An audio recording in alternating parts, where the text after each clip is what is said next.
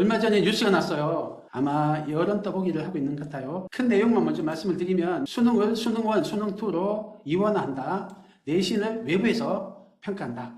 요 두 개가 뉴스를 많이 탔는데 사실 더 중요한 건 요거예요. 수능 내신을 절대평가한다. 이건 아주 큰 의미를 가지고 있습니다. 이런 애들하고 비교도 안 되는 의미를 가지고 있어요. 다음 수능2에는 선원 수령 문항을 도입하겠다. 이런 것들이 있었습니다. 요거 논의를 아시려면 배경지식 두 가지가 필요합니다. 하나는 고교 학점제라는 걸 아셔야 되고요. 두 번째는 현행 입시 제도를 아셔야 돼요. 하나씩 설명드릴게요. 고교 학점제는 대학교처럼 학점 따면 졸업하도록 하겠다는 거고요. 이렇게 한 이유는 옛날에는 문과, 이과, 예체능, 실업계열 이 4개의 트랙밖에 없었어요. 고등학생들이. 그런데 학생들이 자기 인생을 다양하게 설계하고 대학교처럼 다양한 루트에 맞는 과목을 선택할 수 있도록 해주겠다. 그렇게 하는 이유는 우리가 선진국이 됐기 때문입니다. 이제는 추격자가 아니고 선도하는 개척자가 돼야 되기 때문에 그런 거를 하게 됐어요. 고교학점제를 추진하기 시작한 지 20년이 됐습니다. 아주 오래됐어요. 노무현 정부 때부터 고교학점제 연구부터 해서 서서히 추진됐습니다. 이명박 정부, 박근혜 정부, 문재인 정부 모든 시기 관통하면서 어떤 정부에서든지 고교학점제는 조금씩 확대되어 왔어요. 지금 중3부터는 고교학점제를 실시하는 교육과정, 2022 교육과정으로 고1 들어갑니다. 그 입시도 고교학점제로 진행이 돼요. 고교학점제가 되면 어떤 일이 벌어지느냐 하면 첫째 제일 중요한 거는 절대평가가 됩니다. 이때까지는 우리는 내신하고 수능으로 줄 세우기를 했어요. 그래서 1등부터 꼴등까지 쫙 줄 세워서 등수대로 선발을 했어요. 내신 절대평가를 안 하면은 다양한 과목을 선택할 수가 없어요. 점수 따기 좋은 과목, 안 좋은 과목이 있는데 점수 따기 안 좋은 과목 대표적인 게 10명 미만으로 신청한 과목이에요. 물리2 같은 거. 그런 거는 1등을 해도 상위 4%가 안 돼요. 9명이면 바뀐 제도에서 상위 10%까지가 1등급인데 9명이 과목을 신청하면 무조건 2등급이에요. 100점 만점 맞더라도. 그런 일이 있기 때문에 내신을 상대평가할 수가 없습니다. 과목 선택을 다양하게 선택할 권한이 없어지기 때문에 그래요. 그래서 내신 절대평가는 고교학점제에서 반드시 해야 되는데 아직은 전면 실시는 못했어요. 수능도 절대평가를 해야만 돼요. 수능을 한 줄 세우기를 쫙 하는 상대평가를 한다고 하면 수능에 안 나오는 과목을 선택을 안 해요. 그래서 고교학점제가 제대로 실시될 수가 없습니다. 그래서 고교학점제를 하려면 내신 절대, 수능 절대평가는 반드시 해야만 되는데요. 이게 쉽지가 않았어요. 문재인 정부 때도 이걸 못했고 윤석열 정부도 지금 이걸 못하고 다음 정부로 떠넘겼어요. 고교학점제가 되면 원래는 둘 다 절대평가를 하면 특목고 자사고가 있으면 안 돼요. 그러면은 일반고가 특목고 자사고를 따라갈 수가 없어요. 고교 등급제가 생겨요. 특목고 자사고는 송골 계급, 교육특구의 일반고, 휘문고, 낙생고 이런 데는 진골, 그 조금 나은 데는 육도품 이런 식으로 고교 등급이 생깁니다. 그래서 그 등급에서 있는 학교는 어디까지만 지나갈 수 있다가 생겨요. 그래서 절대평가를 하면은 특목고 자사고는 폐지돼야만 되는데 이것도 지금 쉽지 않아서 거의 10년째 표류하고 있습니다. 그 외에도 수행평가가 확대돼야 되고요. 여러 과목을 선택할 수 있게 과목의 선택지가 증가해야 됩니다. 등등등 많은데요. 고교학점제가 되면 선택의 자유를 위해서 절대평가를 해야 된다. 그러면 특목고 자사고 폐지돼야 된다. 이게 논리적 일관성이 있어요. 근데 지금 잘 못하고 있다. 자, 그러면 현재는 어떻게 하고 있느냐? 원래 고교학점제는 박근혜 정부 때 15 개정 교육과정 때 전면 실시하려고 했어요. 그래서 2015 개정 교육과정 개정하고 박근혜 정부 5년 차에 하려고 했는데 끌려 내려왔죠. 문재인 정부는 2015 개정 교육과정을 통째로 진행했는데 이런저런 이유로 고교학점제에 역행했어요. 정시를 확대해버렸어요. 조국 사태 거치면서 공정성 시비가 붙으면서 고교학점제는 빠이빠이 해버렸어요.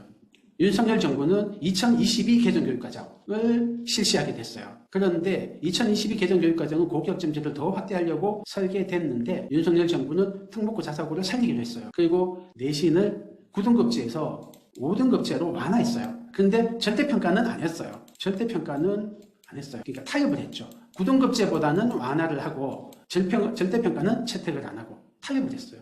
수능도 원래는 절대평가를 해야 되는데 상대평가를 유지합니다. 다만 수능에 힘을 빼기 위해서 사회하고 과학을 없애버렸어요. 대신 고1 때 배우는 통합사회, 통합과학만 치게 됐어요. 그리고 문과, 이과 통합해버렸어요. 그러니까 시험 범위가 확 줄었어요. 수능에 힘을 뺀다는 의미에서는 고교학점제로 한 발 더 나가긴 했는데 수능을 자격 고소화하는 데까지는 못 이르는 좀 절충안을 했다. 과도적인 선택을 했어요. 어쩔 수 없었지 않을까 싶습니다. 전형은 수시 60%, 정시 40%를 유지했어요. 사실은 정시 40%는 문재인 정부 때 정시 비중이 확대된 겁니다. 그전에는 학종 비중이 서울대 같으면 수시 비중이 70%에서 근 80%까지 갔었어요. 정시는 수능으로는 조금밖에 안 뽑았어요. 그런데 문재인 정부 때 확 확대했어요, 정시를. 그래서 강남하고 특목고 자사고 이런 학력 수준이 높은 집단이 이익을 봤어요. 그래서 상위권은 수능으로 주로 대학을 갑니다. 상위권은. 그 다음에 학종. 교과는 상위권은 거의 안 뽑아요. 스카이 대학은 교과 전형을 거의 안 뽑고 의대의 일부에서 뽑아요. 그래서 윤석열 정부에서 2028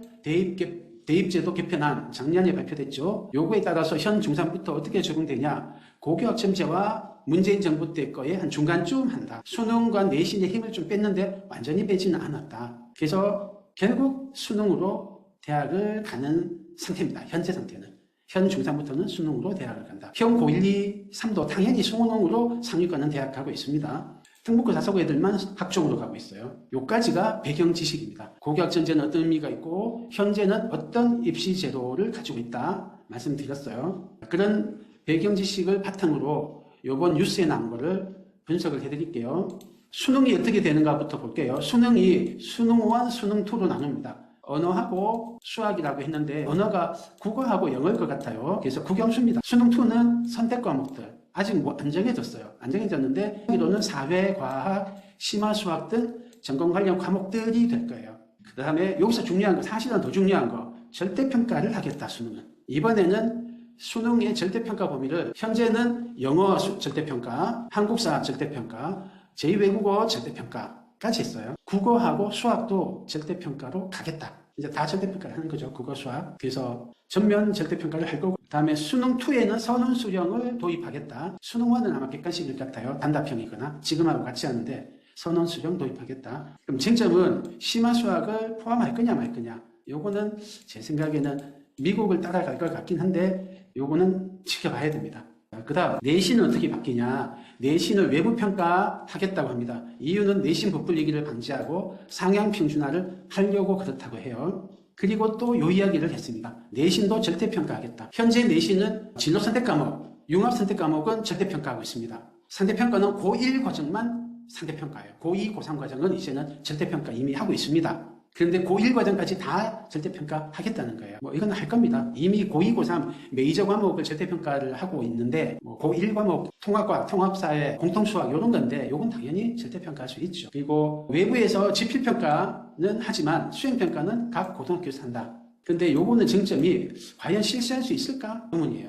외부에서 내신 출제하고 평가를 한다면 고등학교 선생님들은 손발이 묶여버리는 거예요. 교육권이 거의 대부분이 박탈돼 버린 거예요. 이거는 아마 그대로는 실시될 수 없을 겁니다. 하지만 문제의식은 있어요. 내신 부풀리기를 어떻게 방지할 거냐. 고교학점제는 내신 부풀리기를 방지하는 거와 같이 가야만 되거든요. 근데 이게 아직 자신이 없는 거예요. 내신 너무 어렵게 내서 점 없는 애가 별로 안 나오면 막 데모할 겁니다. 그 다음에 IB, 인터내셔널 바칼로레아를 도입하냐 또는 창조하냐 또는 그 방식을 차용하느냐 요것도 쟁점입니다. 이 관계된 거는 이따 말씀드릴게요. 그러면 수능과 내신에서 큰 변화, 절대평가란 변화, 외부평가, 이원화 이런 변화가 있는데 이 변화의 첫 번째, 고교학점제를 전면적으로 실시하겠다는 뜻이에요. 지금은 고교학점제가 문재인 정부 때 2015 개정 교육과정은 거의 고교학점제를 잘못했어요. 퍼센트로 하자면 한 20, 30% 정도 시행됐던 것 같아요. 22 개정 교육과정, 윤석열 정부에서는 한 50% 하는 것 같아요. 고교학점제를. 하지만 수능하고 내신이 아직은 상대평가가 살아있기 때문에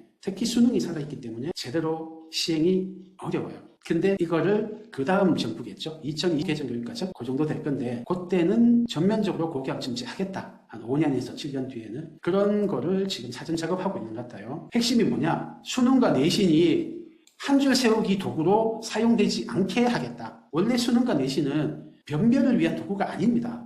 성취도를 평가하고 대학에서 수학할 능력이 있느냐, 자격이 있느냐를 측정하는 시험이에요. 그런데 이게 변질돼가지고 변별 도구로 사용되고 있었어요. 그러니까 이제 한 줄 세우기 도구로 쓰지 않겠다. 그래서 절대평가하겠다요. 그래서 수능은 기초 능력을 체크하고 어떤 과목을 수강하고 그 내신 학점이 A, B, C, D 어떠냐는 학습한 지식을 측정하고 태도는 학생부로 평가하겠다. 그래서 대학의 입학사정관이 두루두루 보고 뽑겠다. 그런 뜻입니다. 이게 바로 미국식이죠. 교육은 고등학교에서 하고 선발은 대학이 여러 개 두루두루 보고 뽑겠다. 이렇게 변하면 어떤 영향이 있을까요? 수능이 절대평가되면 수능의 영향력이 하락합니다. 지금은 수능이 굉장히 강력합니다. 특히 내신이 고2, 고3이 절대평가예요. 현재 고등학생들이. 그렇게 절대평가가 3분의 1 또는 3분의 2가 절대평가니까 결국은 상위권 대학 변별을 수능으로 한단 말이에요. 게다가 내신이 5등급제로 바뀌니까 수능의 영향력이 더 커졌어요. 게다가 정시가 되고 상위권 대학은 대부분 정시로 선발하려고 하니까 수능 최저까지 있거든요. 그러니까 수능의 영향력이 절대적이고 지배적이에요. 그런데 절대평가로 바뀌면 이런 절대적이고 지배적인 수능의 영향력이 거의 해체될 겁니다. 그러면 어떤 일이 벌어지냐면 우리가 갑반고로 해요. 일반고긴 일반고인데 갓을 붙여가지고 갑반고 애들, 휘문고, 학생고 이런 애들이죠. 교육특구에 있는 애거나 파송고 이런 식으로 비평준화 지역의 명문고들. 그런 갑반고 애들은 현재는 내신은 너무 치열하니까 내신으로는 잘 못 가고 수능으로 상위권 대학을 가고 있거든요. 근데 수능이 약화돼 버리고 나면 얘들은 살짝 불리해집니다. 다음에 내신이 절대평가되면요. 일반고는 망합니다. 지금 일반고 애들이 상위권 대학, 상위 한 10개 대학 정도를 가는 유일한 루트는 수능도 아니고요. 학종 중에서도 학교장 추천 전형, 서울대 치면은 지규, 지역균형 선발, 기회균형 선발 이런 쿼터제로만 갈 수 있어요. 그 외에 대학을 가는 거는 학종으로 갈 때 어떻게 가냐면 내신이 1.0 이렇게 나오니까 지방에 공부 못하는 일반고일 때는 넘사벽 1.0 학점 받는 애가 있어요. 그런데 휘문에서 1.0은 있을 수가 없거든요. 이런 애들이 교과 전형으로 상위권 대학을 뚫고 갑니다. 그런데 이런 거가 다 없어져요. 진짜 실력순으로 가버린다고요. 그러면 일반고는 상위권 애들은 거의 폭망입니다. 일반고 다가 폭망은 아니고 일반고 상위권 폭망이에요. 일반고 최상위권이 폭망이죠. 그리고 교육특구가 아주 유리해집니다. 현재는 교육특구 일반고는 자기들끼리 내신 경쟁이 너무 치열하니까 40%밖에 안 뽑는 수능에 목을 매달아야 돼요. 더 많이 뽑는 60% 수시로는 잘 못 가요. 옛날같이 서울대가 7, 80%를 수시로 뽑을 때는 진짜 대치동 애들이 서울대에 잘 못 갔어요. 요즘은 40%나 정시로 뽑으니까 막 엄청나게 늘었죠. 옛날보다. 그래서 교육특구가 유리합니다. 내신을 외부 평가한다. 한다면 고교 서열화가 확실히 돼요. 이게 그냥 저절로 생겨요. 학력격차가 그만큼 많기 때문에 그래요. 어마어마한 학력격차가 나요. 같은 서울인데 강북지역 한 개 구의 전교 1등들 중에서 수능 영어 절대평가입니다. 90점 넘으면 1등급 주는데 1등급 받는 애가 3명도 안 돼요. 한 학교에 한 명이 채 안 됩니다. 절대평가인데 상대평가가 아니고 수능인데 다 공개되어 있는데 문제가 일타강사 강의 다 들을 수 있는데도 그 정도밖에 안 나와요. 그런데 특목고 두말할 것도 없고요. 그냥 교육특구의 일반고에서는 수능 1등급이 많을 때는 3분의 1씩만 나옵니다. 비교가 안 돼요. 학력격차가.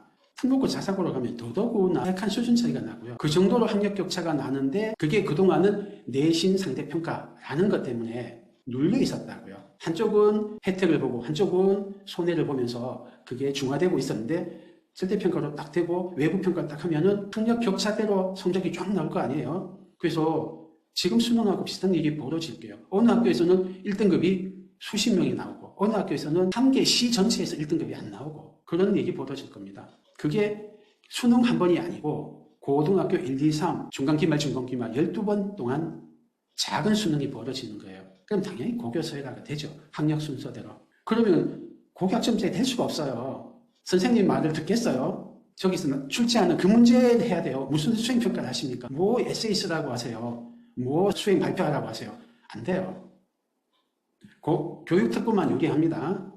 선원 수정 확대, 이거는 큰 영향이 없을 듯 합니다. 결론은 수능 내신 절대평가가 되면 큰 변화가 있다. 어느 정도 변화냐? 여러분 입학사정관이에요. 모두 다 수능도 1등급, 내신도 A등급 받았어요. 다 절대평가 A예요. 그러면 누구를 뽑겠습니까? 왼쪽 학생은 대수, 미적분어, 미적분투, 화학, 생명과학, 세포와 물질대사, 화학 반응의 세계 이 정도 들었어요. 오른쪽에는 이런 거 듣고 기본 거기에 고급 화학, 고급 생명과학, 생명과학 실험, 화학 실험, 화학 과제 연구 이런 거 막 했어요. 같은 일반고입니다. 특목고로 가면은 뭐 아예 답이 없고요. 거기는 대학교 수준을 막 배우니까 그냥 얘가 뭐 배웠는지 보면은 고교 블라인드 해도 다 알아요. 그냥 근데 일반고에서도 이만큼 차이가 납니다. 특목 자사고는 말할 것도 없고요. 누구를 뽑으시겠어요? 똑같은 A인데 오른쪽을 뽑을 수밖에 없죠. 그럼 일반고에서 오른쪽 같이 속강할 수 있느냐?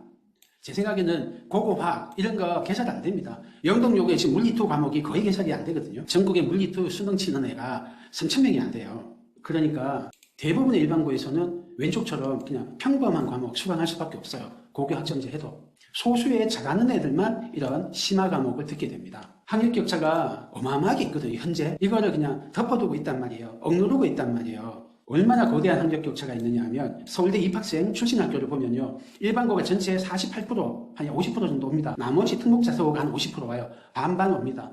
그런데 학교 수를 한번 보십시오. 일반고 1667개 중에서 서울대 반을 보냅니다. 자사고 10개, 전국 단위 자사고 10개, 휘문 같은 지역 자사고 28개, 영재고 과학고 26개, 외고 국제고 36개, 다 합쳐서 100개 정도밖에 안 됩니다. 16배가 더 많은데 인원수는 삐까삐까하게 옵니다. 이것도 사실은 족쇄를 채워서 그래요. 학교장, 지역균형 선발 이런 특혜도 주고 내신 상대평가라는 족쇄가 있어서 이 정도죠. 그냥 학력순으로 들어왔으면 일반고 애들은 거의 못 들어옵니다. 이 일반고 중에도 낙생 같은 교육특구의 일반고 애들 빼고 나면은 정말 소수의 교육특구 상위권 학생들 빼면은 나머지 애들은 그냥 압살을 당합니다. 압살을 실력층으로 하면. 그래서 아마 거의 대부분 강북이나 지방에서는 상위권 대학 스카이 못 올 겁니다. 학력 순서대로 하면. 그런데 특목고 자사고가 살아남는단 말이에요. 안 그래도 학력 격차가 이렇게 큰데 내신이 절대평가되면 족쇄가 없어진단 말이에요. 상대평가라는 족쇄가 없으니까. 전에는 예를 들면은 민사고다. 그러면은 1등급부터 9등급, 꼴등급까지 다 있단 말이에요. 암만 잘해도 9등급이 있단 말이에요. 상대평가니까. 근데 절대평가하면 다 A를 받을 수 있죠. 얘들 실력순으로 하면 다 A 받을 수 있는 애들이죠. 게다가 일반고에서는 꿈도 못 꾸는 심화 과목이 엄청나게 다양합니다. 다양하게 있어요. 그러니까 자기 진로에 맞게 막 수강할 수 있어요. 게다가 선생님이 로테이션 수능 배치가 안 되잖아요. 바삭하게 과목도 알고 민사고의 커리큘럼도 잘 아시고 학생들도 소수의 학생만 전담마크 하시니까 생기부를 엄청 잘 써줄 수 있어요. 일반고도 이게 어렵습니다. 선생님 순환 근무를 하시죠. 맡고 있는 학생 수도 많죠. 학생하고 접촉할 접촉면도 적어요. 수업하고 시험 치고 수행평가 잠깐 하는 것밖에 없고 동아리도 잘 없고 하니까 학생을 파악할 기회가 없어요. 써줄 거리가 없어요. 그래서 특목고가 살아남으면 어떤 일이 벌어지냐면 이럴 수밖에 없습니다. 일반고는 특목고랑 게임이 안 됩니다. 게임이 안 됩니다. 그래서 일반고는 그냥 순수하게 말하면 아마 스카이에 거의 빵명이 수렴하고 겁니다. 학력 순으로 하면. 특목고 자사고 애들이 쫙 채우고 남은 데를 교육특구 애들, 뭐 낙생고 이런 애들, 수성고 뭐 이런 데 애들이 일부 채우고 그럴 거예요. 그래서 특목고 자사고는 없어져야 되는데 못 없앨 것 같아요. 문재인 정부 때 못 없앴단 말이에요. 윤석열 정부는 오히려 존치하기로 했고 5년짜리 정권이 소송 붙고 이러면 못 없앨 것 같아요. 그래서 특목고 자사고를 고교학점제가 돼도 못 없앤다. 현재는 안 그렇단 말이에요. 특목고 자사고를 가도 내신 등급이 중하위권인 애들은 좋은 대학 못 갑니다. 그런데 상대평가라는 족쇄가 없어지고 나면은 이제는 얘들이 상위권 대학은 다 간다. 그러면은 교육 듣고 낙생고를 할게요. 분당의 낙생고, 또 화성고 할게요. 비평준화 명문 일반고. 이런 갑반고들은 어떻게 될 거냐. 일반고에 한계가 있습니다. 그래서 특목고 자사고하고는 못 붙어요. 그래도 워낙 인프라가 좋고 부모님 지원이 좋으니까 그래도 상위권을 갈 것 같아요. 이렇게 전면적인 고교학점제가 되면 어떻게 될 거냐, 뭐에 신경을 써야 되냐. 그러면 미국을 보시면 됩니다. 현재 SAT1, SAT2 완전 그대로 따라가는 거예요. 미국 모델을. 미국은 상위권 대학, 아이비리그 대학 이런 데 어떻게 뽑냐. 비교과 봅니다. 봉사 이런 거, 리더십, 에세이. 여기는 에세이 중요하게 여기더라고요. SAT. 근데 SAT 만점하고도 아이비리그가 떨어집니다. 그 다음에 GPA, 학점 중요하게 보더라고요. 근데 제일 중요한 건 요겁니다. 뭘까요? 코스입니다. 교육과정 수강했던 과목이에요. 언어 과목, 심화 과목이에요. 언어 과목, AP가 요거는 대학과정 선의수하는 거예요. 이런 심화 과목을 자기 전공에 맞게 수강을 해야 돼요. 거기서 일정 정도 이상의 학점을 따고 SAT는 1600점 중에 1400점 이상 이 정도는 받아줘야 돼요. 그래서 SAT는 커트라인 또는 자격 기준 정도, 패스 오 페일 정도의 느낌이고요. 제일 중요한 거는 과목입니다. 과목. 입학사정관이 이거 다 종합해서 선발을 해요. 여기에 쿼터제가 있죠. 쿼터가. 뭐 인종 쿼터 같은 게 있어요. 우리는 지역균형 선발, 기회균형 선발, 학교장 추천 전형 같은 쿼터제가 우리도 있어요. 지금 발표난 거는 32학년도 대학 갈 애들부터 적용된다고 해요. 현초 5인데 현초 5가 상위권 입시할 때는 어떨까요? 일단 학생부, 세특 중요하죠. 세부 특기상, 세특 뭐 등등등 많습니다. 학생부에 적혀있는. 그 다음에 학점, 내신이죠. 내신하고 수능하고 어느 게 더 중요할지는 모르겠어요. 이거는 그냥 그때그때 정권이 어떻게 강조점을 두느냐에 따라질 건데 이 두 개가 비금비금할 것 같아요. 그러면은 1등은 뭘까요? 하나는 과목입니다. 심화 과목 들어야 돼요. 그럼 나머지 하나는 뭘까요? 미국에서 없는 이거는 상위권 입시에서 중요한 하나. 이게 출신 학교입니다.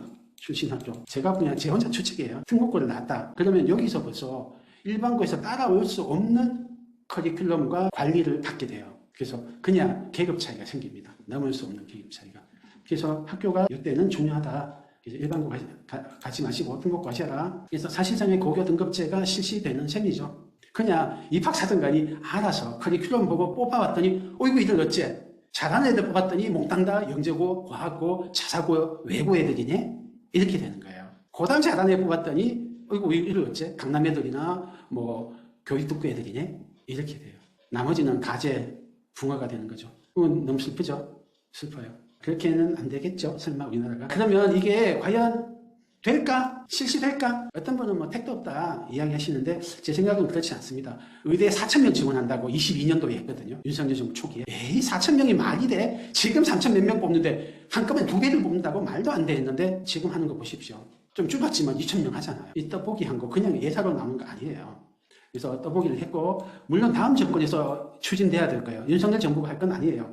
그런데 이 뒤에 있는 배후에 있는 직업 관료들, 오피니언 리더들, 교수님들 다 전면적 고교 정지하려면 내신 수능 절대평가 해야 된다. 이거는 합의가 돼 있다고요. 다만 여건이 무르익지 않아서 서서히 점진적으로 하고 있을 뿐인데 벌써 이걸 15년째 하고 있단 말이에요. 박근혜 정부 때, 문재인 정부 때, 윤석열 정부 때 진행돼서 점진적으로 하고 있잖아요. 벌써 수능에서 절대평가 비중 늘었잖아요. 내신 절대평가 비중 엄청 늘었잖아요. 고2, 고3 과정 전체가 절대평가잖아요. 등급도 5등급밖에 안 하잖아요. 고교 합격자가 한 반쯤은 왔다고요.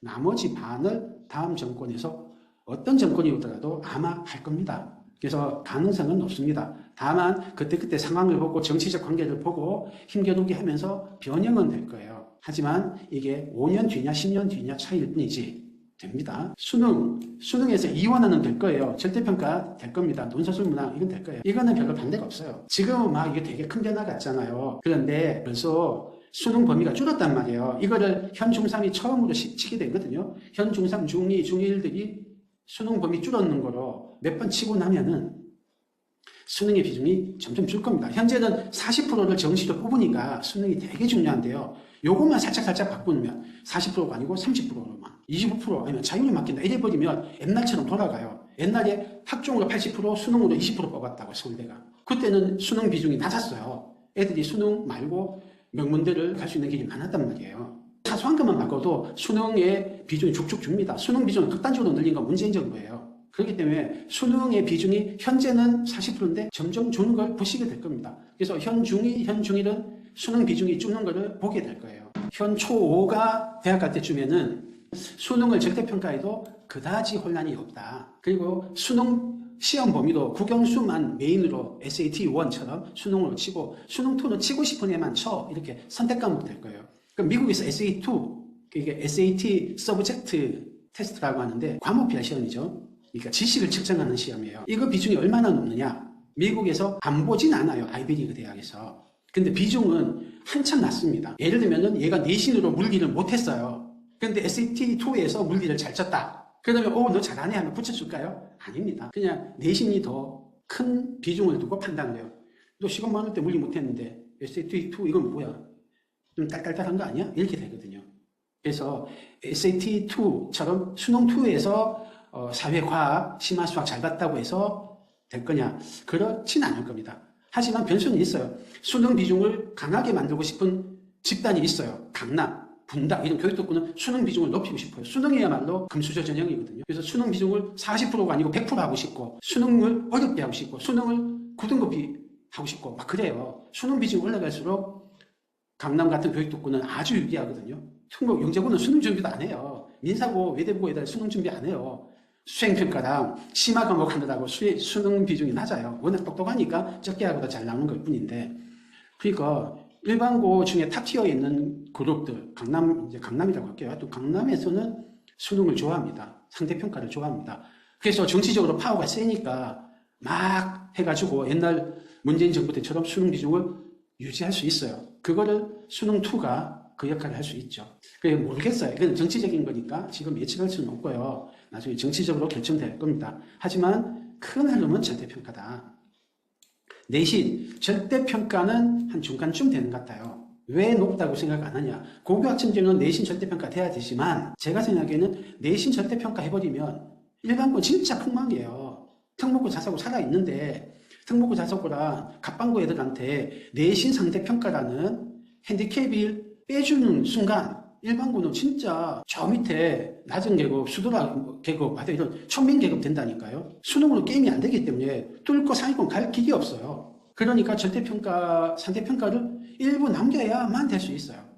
그게 지금 2028 윤석열 정부 때 내신이에요. 어떻습니까? 5등급으로 일단 내신의 비중이 낮아졌죠. 게다가 고1 과정만 상대평가 한단 말이에요. 고2, 고3은 절대평가거든요. 그래서 벌써 내신 절대평가가 많이 들어왔어요. 근데 여기서 더해서 전면 절대평가를 해버린다? 고1, 2, 3 전체를? 그러면은 일반고는 진짜 천민계급되고 그런 정치적 부담을 어떤 정부가 감당할 수 있을까 모르겠어요. 그래서 이거는 정치적으로 결정될 것이나 쉽지는 않을 거다. 그래서 현재처럼 일부 절대평가, 일부 상대평가를 가져가지 않겠나. 그래서 자사고나 특목고에서 상위권을 확 휩쓸지는 못하게 한 절반 정도는 페널티 때문에 자기 실력보다 대학을 못 가도록 만들지 않을까 싶어요. 그리고 외부 평가는 가능성이 저는 낮게 봅니다. 왜냐하면은 출제와 평가를 외부에서 한다고 하는 순간 공교육에 계시는 고등학교 선생님들은 핫바지 들러리가 됩니다. 그거는 공교육 선생님들이 참을 수가 없으실 것 같아요. 이거는 뭐 그분의 정치적 입장이 어느 쪽이든 못 참으시니까 공교육 붕괴됩니다. 사교육비 엄청 늘어납니다. 그래서 내신 부풀리기를 방지하기 위한 취지는 알겠으나 그냥 현재처럼 지필고사의 비중을 높게 가져가면서 중간기말 12번을 외부에서 출제한다. 그래서 미니 수능을 12번 치는 거가 된다. 이거는 할 수가 없을 겁니다. 다만 내신 부풀리기를 어떻게 방지할 거냐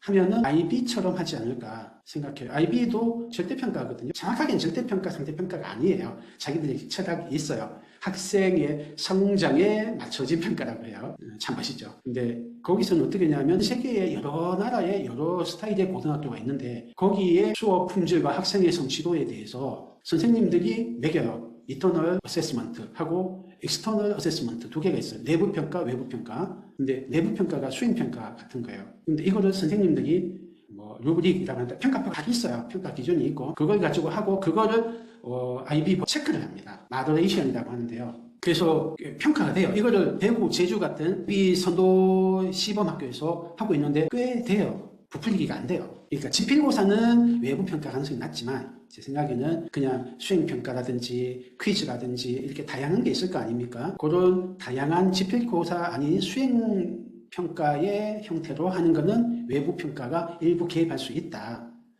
지도 이런 형태일 것 같아요. 그리고 IB가 우리나라에 지금 커지고 있는 중인데 이게 고교육점제하고 사실 맞물려 있는 거예요. 그래서 IB가 급속도로 확산되면은 내신 절대평가 할 수 있는 여건이 더 빨리 무르익는 거예요. 내신 부풀리기가 방지가 되는 거예요. 그리고 학력 격차가 덜 드러나는 거예요. 내신 절대평가가 얼만큼 도입될 거냐는 IB가 얼마나 퍼지느냐를 관찰하면은 조금 알 수 있습니다. IB가 어떻게 되고 있냐 조금 보시면 IB가 뭐 뉴스 많이 나옵니다. 23년 1월 치솟는 IB 인기 대구, 제주 여기 두 개가 제일 먼저 있거든요. 대구 사대부고, 제주 표성고 이런 일반고, 그 다음에 경기 외고 이런 데들은 특목고 또 국제고들은 했죠. 부산, 경기, 충남도 도입, 임태교육과 경기 핵심 공약 IB, 조희연 서울도 한다. 그래서 현재 IB를 도입했거나 도입하겠다고 발표한 데가 서울, 경기, 부산, 인천, 대구, 경북, 충남, 충북, 전남, 전북, 제주예요. 남은 건 경남, 울산, 세종, 강원 뭐 이렇게 남았어요. 압도적 다수가 도입한다고 해요. 교육청이. 다만 이건 여러 가지 여건이 있기 때문에 시범사업 이런 식으로 조금씩 하고 있어요. 그래서 몇 년 안에 확 IB로 간다 이건 아닐 거예요.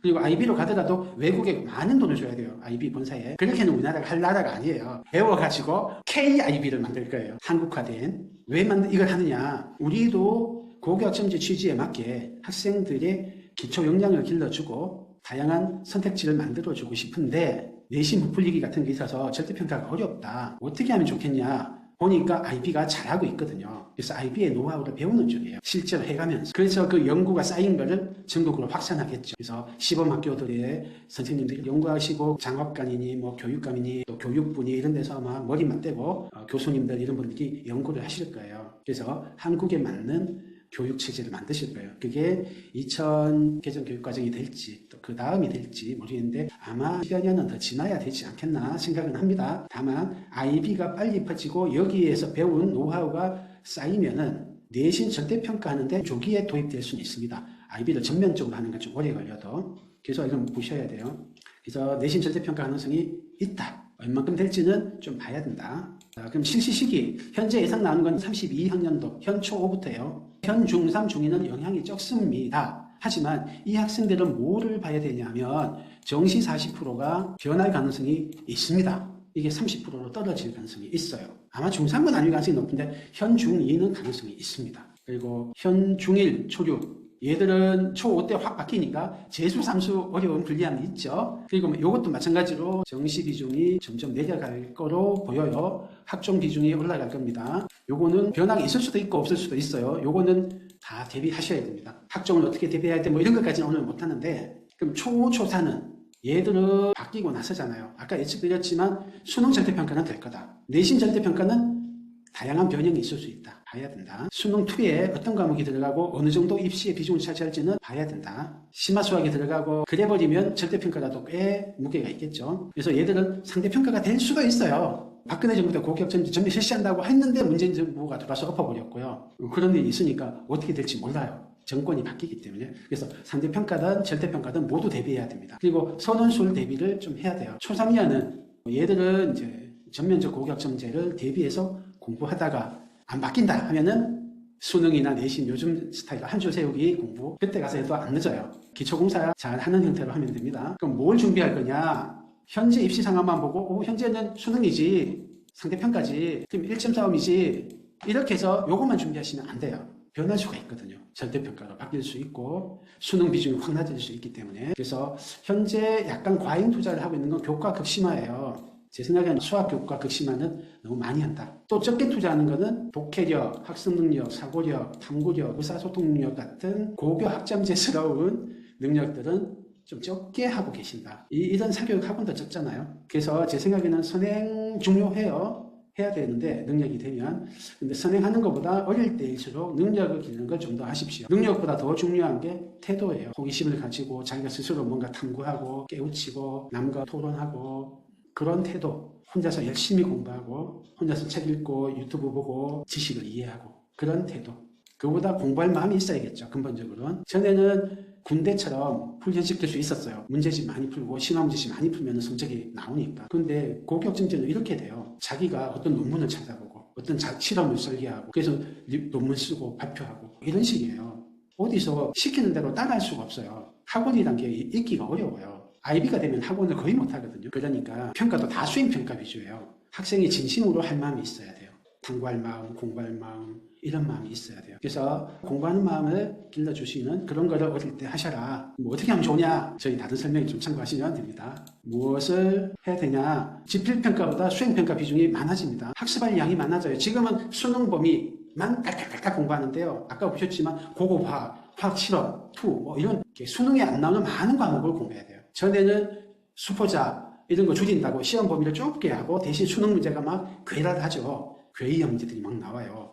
킬러 문제가 막 나와요. 그런데 절대평가를 바뀌고 수능은 그냥 자격 고소화로 변하니까 여기서 변별을 할 필요가 없어요. 그래서 킬러 문제는 배제됩니다. 내신에서도 킬러 문제 배제돼요. 대신 과목이 엄청 많으니까 그거를 배우고 기본을 하는 것도 쉽지 않아요. 너무나 많은 과목을 공부해야 되기 때문에. 그리고 의대 인기는 올라가고 영재고 과학고 인기가 떨어지는 중에 의대 열풍이죠. 그러면 영재고 과학고 가려면은 아주 심한 문제 푸는 거 중요한데 의대 가고 할 거면 심한 문제는 그만큼 안 필요하다. 수능 킬러 문제도 안 나오고요. 영재고 가는 그럴 것도 아니니까 심한 문제의 중요도는 생각한다. 대신 공부할 능력, 할 마음, 할 수 있는 태도, 할 수 있는 습관, 또 학습할 때 필요한 여러 가지 능력들 이런 거를 수학 능력, 수능이라고 하죠. 수학 능력의 중요도가 오히려 올라간다. 그러면 준비할 대상이 좀 바뀐단 말이에요. 전에는 정해진 범위의 내용을 딸딸딸딸 심한 문제까지 빠르고 정확하게 시간 안에 푸는 그런 훈련을 해야 됐다면 이제는 그런 시험은 없어졌어요. 줄 세우기 시험은 없어져요.